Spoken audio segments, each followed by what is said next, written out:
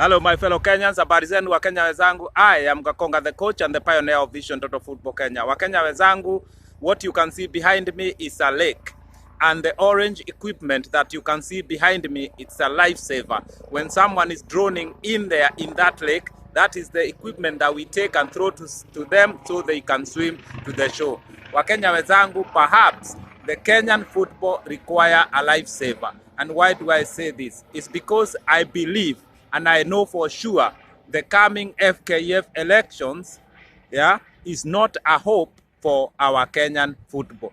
Because FKF has held many elections in the past, but the football situation remains the same. The mess in Kenyan football still remains the same. So electing a new president or re-electing Nick Mwendwa is not going to help Kenyan football, because the issue is not an individual. The issue is not the president. The issue is the football system in Kenya. And unless we can agree that Kenyan football require a holistic approach, we are going nowhere in matters football. And I must also sympathize with the situation of Sebastian Mine, the Harambee Stars coach, the past Harambee Stars coach, I should say, because Sebastian Mine has been sacked, or Sebastian Mine was sacked. No matter the technical term that you are going to apply, whether you want to say it was a mutual agreement, we know for sure the bottom line is that Sebastian Mine was sacked. So Wakenya wenzangu, the situation of Kenyan football require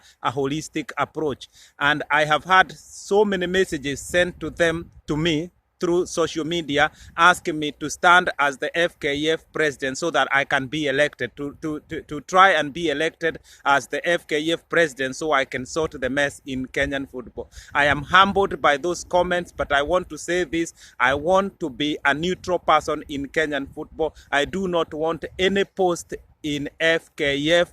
I must confirm this, and I must say to those who think I want to be elected so that I can take the place of Nick Mwendwa, that is not what I want to do. I have been saying this from the word go. I have been saying this for the last few years, that I do not want to be elected as the FKF president, and that I want to be neutral, and I want to help Kenya sort the issues of our Kenyan football. Because the number of youths that are sending messages to me requesting me to help me, lots of youths telling me, please treat me like your son, please show me where I can play football, please assist me, please do anything, I'll do anything to play football. So Wakenya wenzangu, it shows you what I have been saying, that the system is bad. The system is not responding to the issues of Kenyan football. The youths in Kenya are suffering. This is not a story, this is a reality. Like I keep saying, I have been in so many places in Kenya. I have been in nearly half of the counties in Kenya, Wakenya wenzangu, coaching football there. Some people may say, oh, we have not seen you. Probably people who are higher up in FKF, it is not a must that they see me. I know what I'm talking about. Talk to grassroots football, they will tell you they know Coach Gakonga and what he does. So my fellow Kenyans, let us remove the issues of individuals in Vision Total Football Kenya. Let us use Vision Total Football Kenya to streamline Kenyan football, to make Kenyan football give chance to every youth, to make Kenyan football be economically viable, to make football elections be what they should be. Youths are telling me that you have to pay money to get into Harambee Stars. You have to pay money. You have to bribe somebody to be coached. Yeah, you have to pay someone so that you can become a coach in Kenya. You have to know someone. This is terrible for our Kenyan football, and I'm not making these stories. These are messages coming through my phone on a daily basis. But for me, I know for sure Kenyan football is in a terrible mess, and for it to be sorted, we require a holistic approach. We need to sort the system so that no matter where somebody lives in Kenya, I keep saying, when do you think people who live in Turkana, youth who lives in Turkana, youth who are in Bomet, youth who are in Marsabit, youth who are in Mandera, Garissa, Tana River, when will these youths actually participate in quality, competitive Kenyan football? This is why I say now, in Kenya, we must take football to the people. We must sort our system totally. We do not want to hear history. We do not want to hear about a future that is gloom when it comes to football. We want to have a future that gives opportunity to everyone. And the issue of lack of talents in our national team, it is as a result of the mess in our football. This is why Kenya will qualify for nothing. I just remember when Sebastian Mine came in, we were told this is the coach who's going to take us to the 2019 AFCON and to 2022 World Cup. Where is Sebastian Mine today? Before him, there was Okumbi. We were told he has played so many matches unbeaten as a coach, and this is our Kenyan coach, our own Kenyan coach. Now, where is Okumbi today? Before Okumbi, there was Bobby Williamson, who was in Gor Mahia. He was also coaching Uganda national team, and he was doing well in Gor Mahia. He was doing well in Uganda national team. That is why FKF scouted him to coach Harambee Stars. Where is Bobby Williamson today in relation to Kenyan football and in relation to FKF? Wakenya wenzangu, before Bobby Williamson, there were Adel Amrush, James Nandwa, Paul Put, I can go on and on and on. Kemanzi was there as well. Ghosti Mule, they all have come through that coaching, through that system of FKF, scouting coaches and discarding them. So I want to say the issue is not the coach.